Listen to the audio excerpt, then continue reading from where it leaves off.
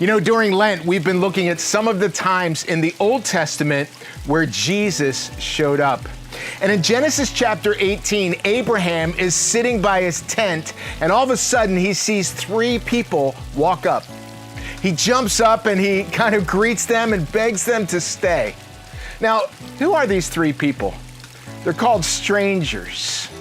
But Abraham calls them Lord. The Bible calls them angels. You know, sometimes angels stand in the place of God, and sometimes people would address the angels as the Lord or as God himself. And so these three angels show up, and Abraham says, "Hey, I want you to stay. In fact, I want to wash your feet." That wasn't a simple task. He didn't run inside and turn the faucet on. He had to go to the well to draw some water, to get a basin and to wash their feet. He asked his wife to prepare some bread.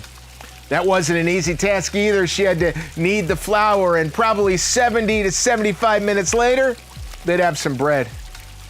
He went to one of his servants. He said, "I want you to kill the choice calf and prepare it for us to eat."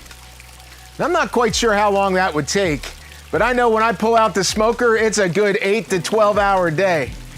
All that to say that Abraham had quite some time to talk to these three strangers.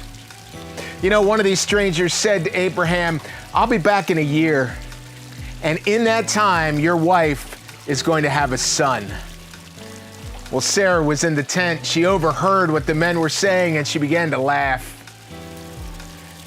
Jesus, the stranger that spoke to Abraham, said, "I'll be back in a year, and you'll see, you'll have a son." Hey, I wonder if Jesus came to you today, what kind of time you'd have to spend with him. I wonder if we might not say, "Hey, Jesus, here's what's in the fridge. Here's how you work the TV. Enjoy yourself. I'll be back at 5:30 after work. Maybe we can hang out for a while." Or would we jump up like Abraham and be able to spend time with him? You know, Lent is this time that we do introspection. We think about our own relationship with Christ.